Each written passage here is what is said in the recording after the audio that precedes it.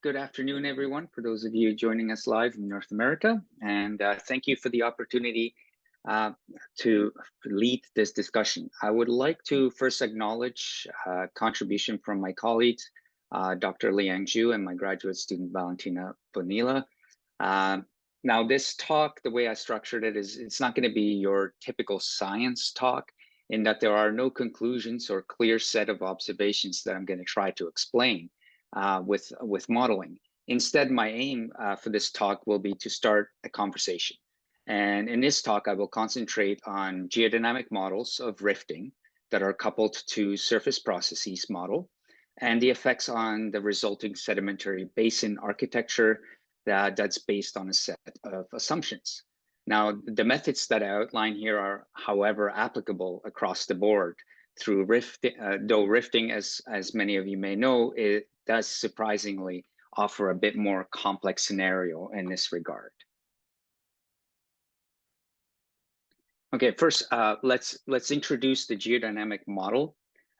We are currently using a 2D code that I have developed that's based on I2 Elvis by Teres Garius and others. The code is a mixture of MATLAB and Fortran and is a marker in cell method, meaning that the material properties such as density, temperature, and composition are tracked in a Lagrangian fashion, and the physics are solved on a Eulerian grid.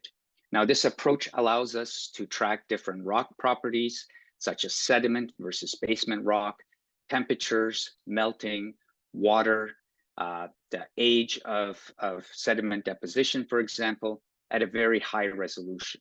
Now, while the physics, though, are solved on a much coarser grid.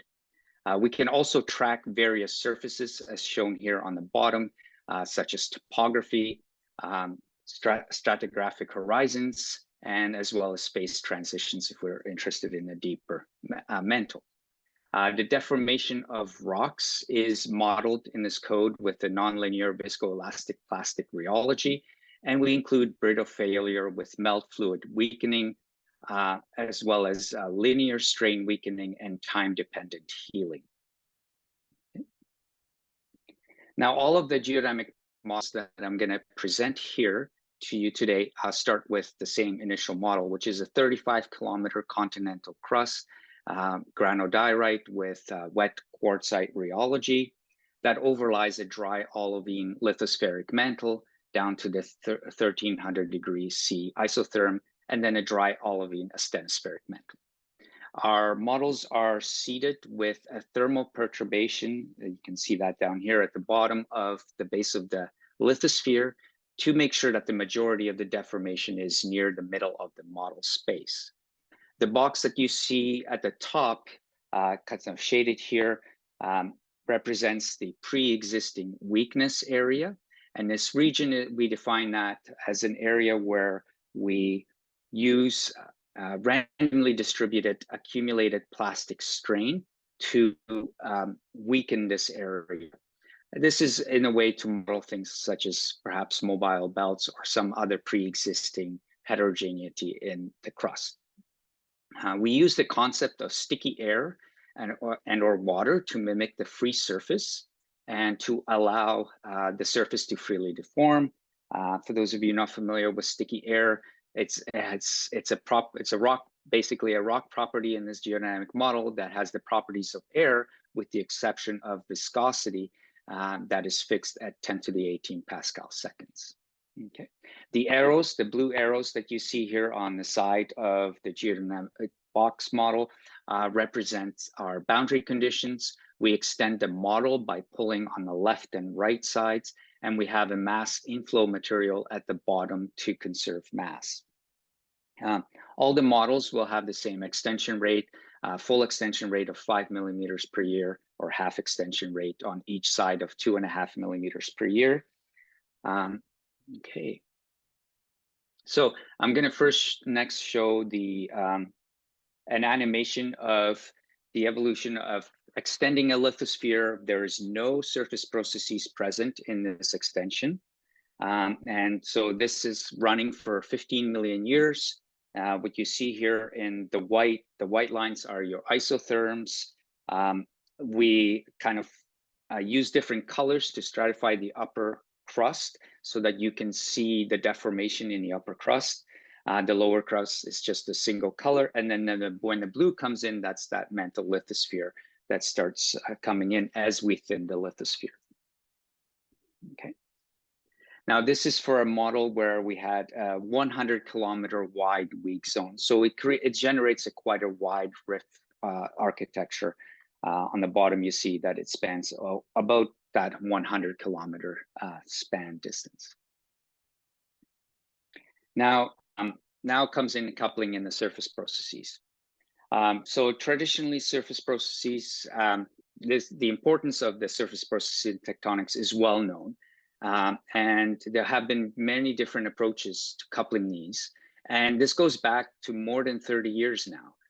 The simplest is to use erosion rates, such as V and sedimentation rates, and use them as constant values and base them on slopes.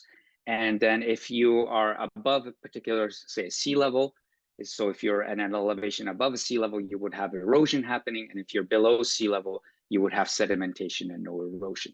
So that is like the most simplest mode of modeling surface processes coupled with geodynamics.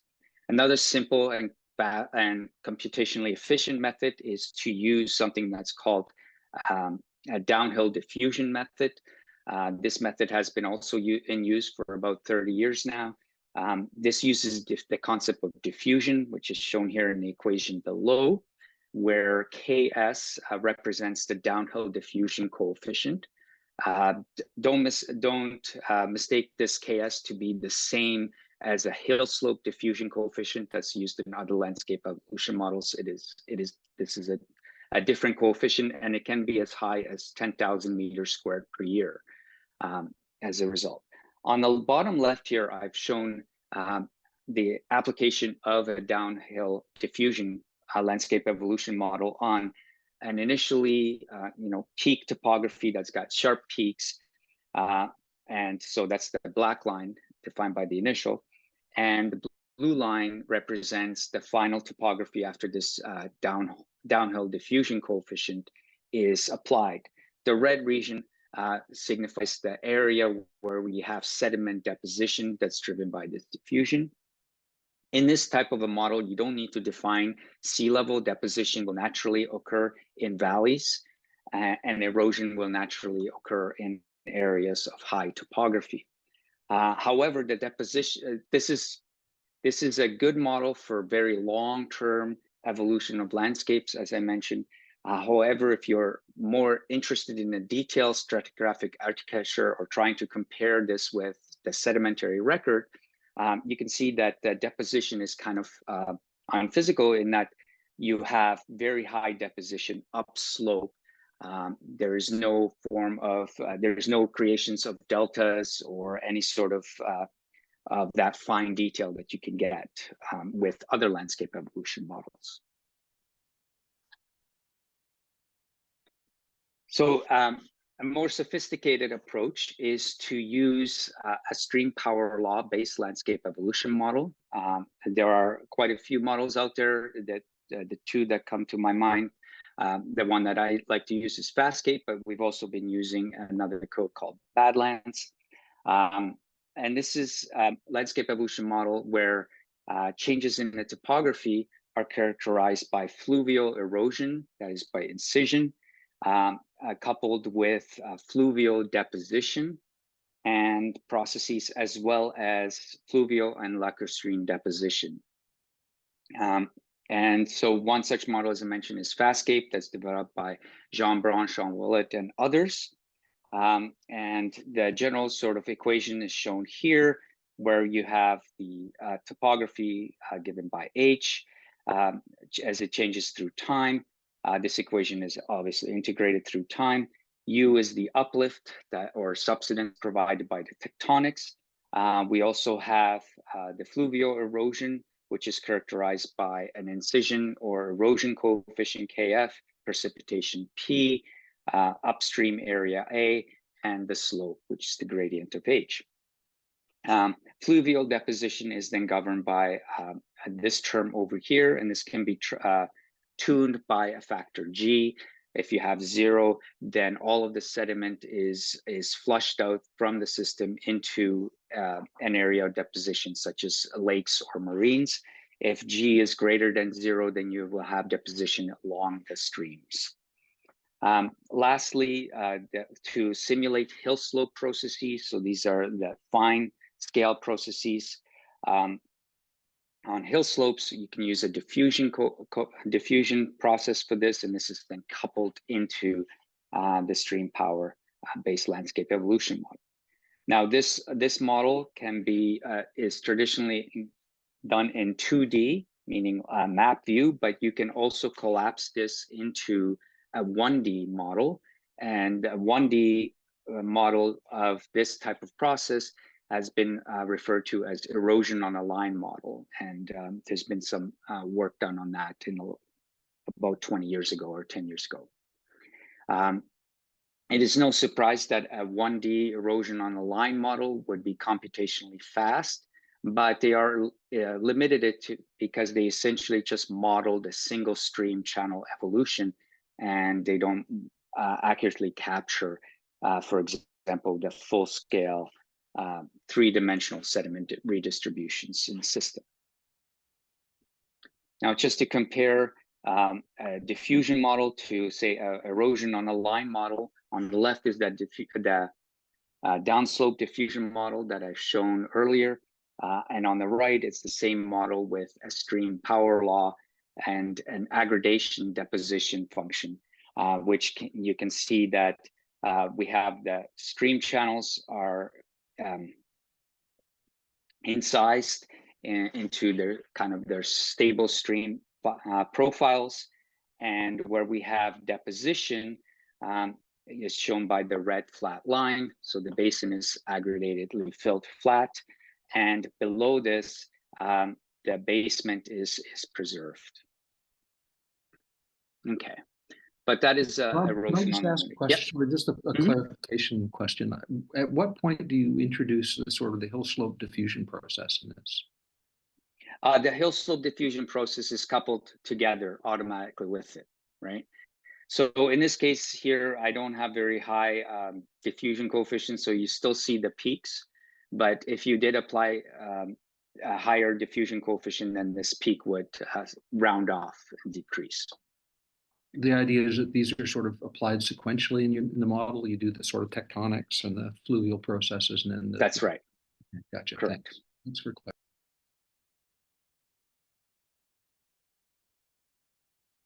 Okay, so how do we couple a landscape evolution model into a geodynamic model? Now, again, here I am using a 2D geodynamic model, but the same process, the same methods would be applied to 3D geodynamic models as well.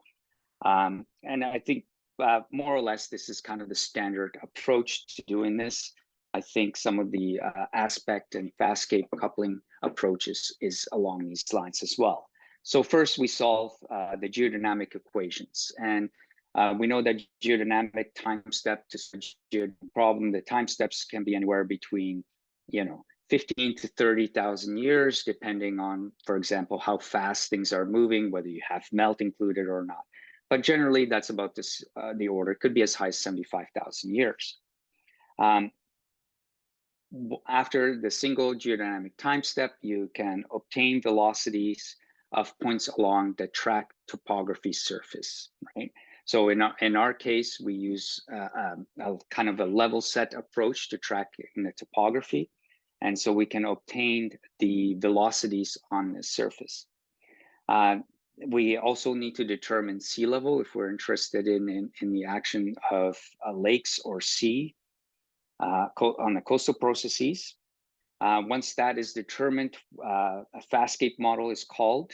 And landscape evolution models, this is the first kind of challenge. They operate at a different time scale than geodynamic models. Typically, about 1,000-year time steps to 5,000-year time step is a typical time step, but it could be lower, even around that 100-year mark. So a lot of times you have to run that fastscape model for a separate set of time steps, multiple time steps within one geodynamic model. Okay, Next, once you run the full Fastscape model for the 30,000 years, the average Fastscape topography and is then sent back and updates the surface in the geodynamic model. In our approach, the surface is updated, and so if there's markers that are rocks that lie up above the topography, those markers get changed into air, and markers that are air that now suddenly lie below the topography because we had sedimentation, those markers become sediment.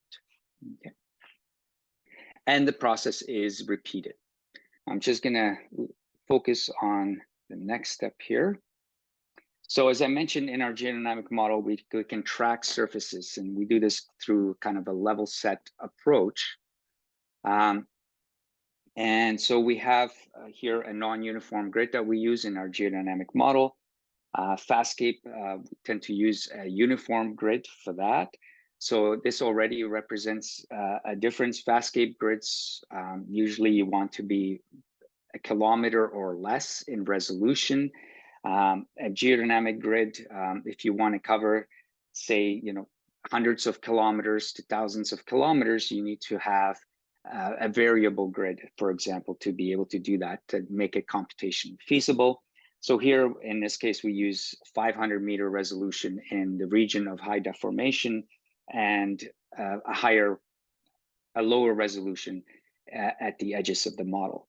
So we need to be able to extract the velocities along the surface, along the topography, and these velocities then are fed into Fastscape as that uplift function and an advection function for the horizontal motions.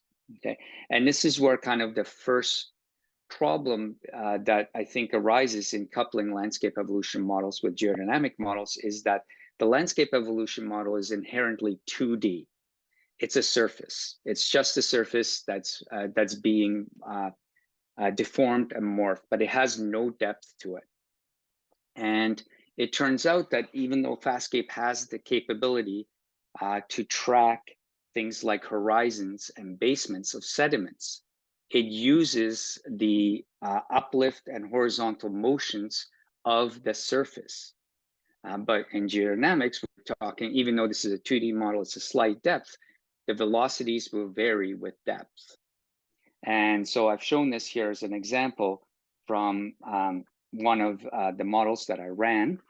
This shows a sedimentary basin that's developed through extension, shown here on the right. Here you can, bottom right, you can see the surface is this dark line. We have a lake here formed on the top that's shown by the light blue. And then we have in the sediments is in yellow or gold, and the stratigraphic horizons are in blue, right? And the basement then is kind of briefly outlined by the most bottom dark line that you see here. Now, if you're tracking these through time and you use Fastscape to track, for example, your sediment horizons in your basement, that will create errors because the velocities vary with depth within the sedimentary basin, especially if you start approaching, 10, you're in a 4 or 5 kilometer depth range. You start having things like these blocks down here that can start, that are uplifting into the sedimentary basin and causing faults to develop within the sediments. And so you're going to have a different motion within the sedimentary basin than is along the surface. And so I kind of try to illustrate that here with these arrows. These are velocities that are extracted from the geodynamic model. And they're velocities for the surface along the black line and for all the different horizons. I've just shown one horizon here, the magenta color. And you can see that this horizon, for example, down here in this area that's above this uplifting block, if you compare the surface velocity to the horizon to the basement, those velocities are different. So if you apply only the surface velocities to all the surfaces that are tracked in the landscape evolution model, you will get an incorrect representations of the horizons. So one of the things that what we do is we keep tracking the horizons and the basements separately in the geodynamic model, and the surface is the only thing that's tracked in the Fastcape model. So let's see here. So here's a kind of a time step evolution of that process. You can kind of see how these horizons evolve, and you can see the faulting starts developing here. I should point out that the horizons here have a resolution of 1 kilometer, so they don't perfectly match the basement that's in the that's defined by the rock model, which is defined by markers which have a much much finer resolution and detail. But you can see how the fault system develops within the sedimentary basin.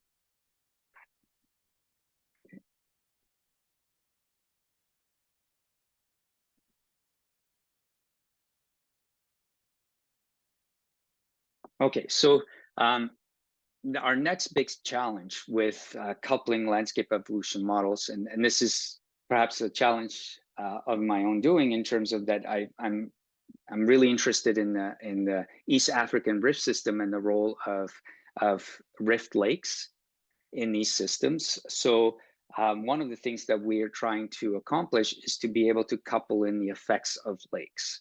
And lakes can have a multitude of effects on the landscape and geodynamics. Part of it is the loading of itself, that these lakes can change in response to climate in terms of their depth. And these are very large lakes, often hundreds of meters deep, and they can quite quickly change that depth from 600 meters to 100 meters in a matter of a few tens of thousands of years.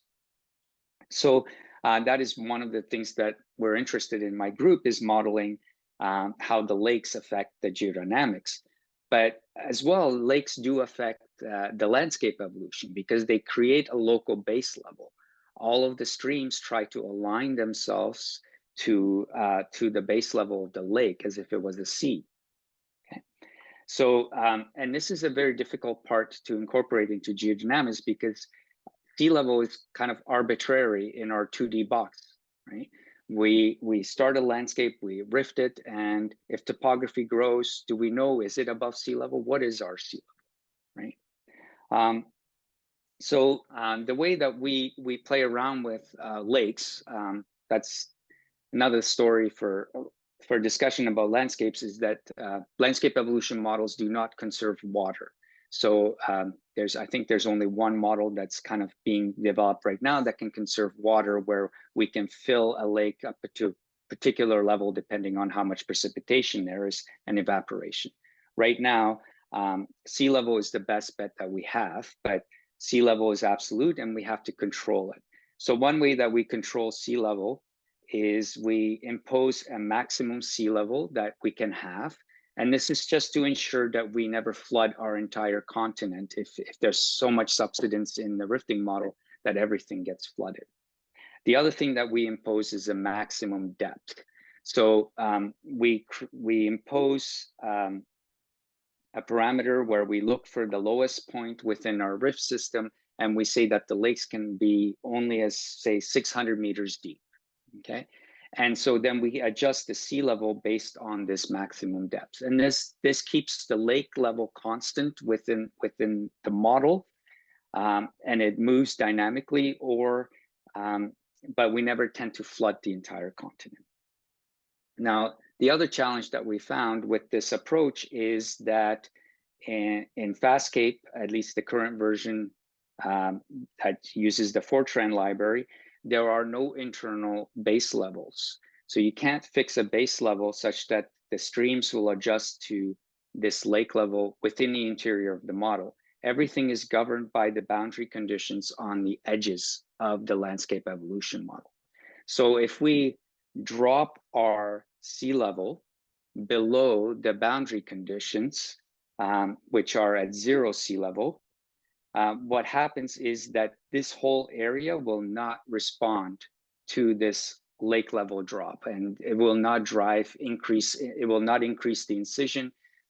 In fact, actually erosion just kind of stops working in that region. Everything below the boundary conditions, which is the base level, stops working, right? So in order to kind of trick the code into seeing this lake level drop within the middle of the rift, we have to arbitrarily adjust the boundary conditions on the edges and drop them to the same sea level that we have. And in order to, obviously this then will drive erosion on the sides of the model, but we're hoping that the model is large enough, has a long horizontal distance, that the effects of this will not propagate in the time that we're interested in towards the interior of the model. Okay, now mind you, here I dropped it by 200 meters. It would not drop by 200 meters in a single time step. This would take a very long time. Usually it just adjusts very slowly, so it's a very slow process. Okay. So onto some results, which is probably what we're all interested in. So on the left here, I'm showing, we start off with a paleotopography. That's another thing that I like to do, is not start off with a perfectly flat landscape, because continents are never perfectly flat. They have some sort of topography. So we start with some paleotopography. And so that's over here. Let's just move that back here. So that's our paleotopography. And that's just created by having a very slow uplift for several millions of years and letting the erosion of the entire block and let erosion take place. And so we create this paleotopography in our model. Now, even though I'm showing this in 3D, remember this is a 2D geodynamic model. And so all of the uplifts are expanded out in depth across the landscape evolution model. Okay, so as we stretch on the left and right, we start creating the basin here, the rift basin, as we're thinning. We have deposition here. The blue signifies water here, and you can see the coastal plains of the lake system. And the response of that. And this is for a 100 kilometer wide initial weak zone. On the right here, I'm going to show the same initial model. The only difference here is that instead of using a very wide weak zone, we use a narrow weak zone. And we expect that we would create a narrow rift valley as a result, and deep lakes. And indeed, that is what happens.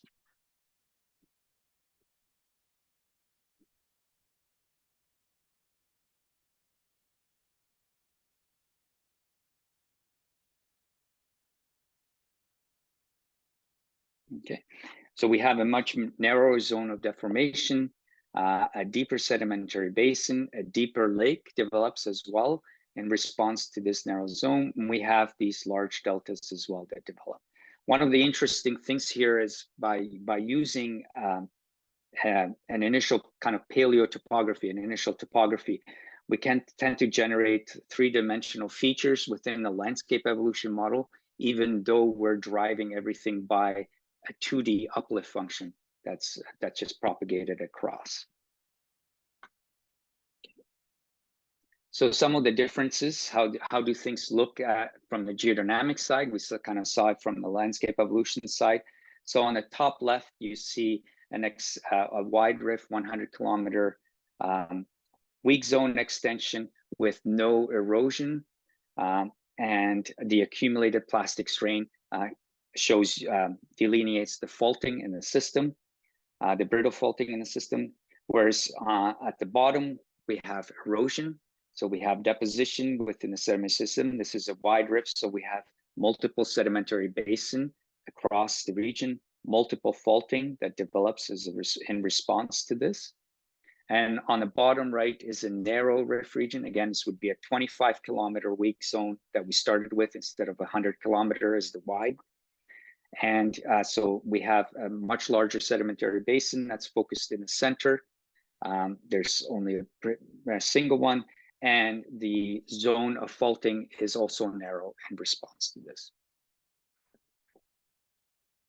In terms of water depth, as mentioned, wide rifts do tend to create very shallow lakes in these model systems. And so here's the water depth. The maximum water depth is about 250 meters. So the sediments that you see on the left in a dark red were deposited in water of a depth of about 250 meters. And there's also sediments, obviously, that were deposited with there was no lake. So this was just a sedimentary aggregation in the basin. Whereas if we have a narrow rift, we tend to create focused narrow deformation that drives deeper, the capability to create deeper lakes. And so here we see that the maximum water depth in this region was just over 600 meters. Our constraint here for maximum depth within the model was 1,000 meters, but we never achieved that in the model. Everything stayed below that. All right. The next thing is the influence of lakes. So, what do lakes? What kind of influence do lakes have on an extensional system? So on the top left, I'm showing obviously there's an extension model. This is a narrow rift with a lake, and this is just the map view looking down the landscape evolution model, and you see that the lake develops as we extend. So here we have a basin that starts developing. That basin eventually deepens below our imposed sea level line, and a lake is generated with depositions of deltas. This would be a marine deposition within a fast cape. There is no lacustrine deposition. Okay. The other thing that I should point out that you may have noticed, a lot of these models develop these linear streams on the left and right. And that is from the extension, because as we're extending, we have to grow the surface grid stretches out. So, and this causes kind of a stretching of the streams as we see them here on the right, because of the boundary conditions. On the bottom right, I show the same model, but there is no lakes imposed. So we don't impose any sea level. So everything develops as a sedimentary basin, an interior sedimentary basin. And you see there's quite differences that occur in terms of, if you look at the way that the topography is developed, it's very different from when there's lakes. And this is because of that local base level and the nature of the marine deposition that's in fast cape that tends to create these large deltas. Whereas in this model, all the deposition occurs in the center, but is redistributed along strike. However, if we were to average these out into the 2D geodynamic models, we do see that on the large scale, on the left we have lake, on the right we have no lake. They look pretty much the same. There are some differences, mainly in the horizons, but they are kind of hard to spot on this scale. So on a large scale, the lakes don't seem to make much of a difference in this scenario. And I think mainly this is because we're averaging down into 2D. We're taking that three-dimensional surface that we had here over here, and we're averaging it into a single line. And over time, that just looks like an area without a lake. Okay, and just to conclude, one of the things that we're looking at where this is going to make the greatest difference is in the one-way couple, is in the coupling of landscape evolution models with 3D geodynamic models. And the obvious difference is that in a 2D model, we can't do oblique rifting. We can't simulate oblique rifting. For that, you need a three-dimensional model. This is work that Liang Zhu has just recently submitted that looks at the effects of different obliquity on the landscape evolution. And here you see for low obliquity on the left, the streams topology and the deposition of sediments is very different from high obliquity rifting, where we have focused depositional basins with very high deposits, and we also have a very different stream topology. And I probably went through this very fast, but I'll be very happy to go back and show you more models that you may want to see and answer any questions or thoughts that you may have. Thank you.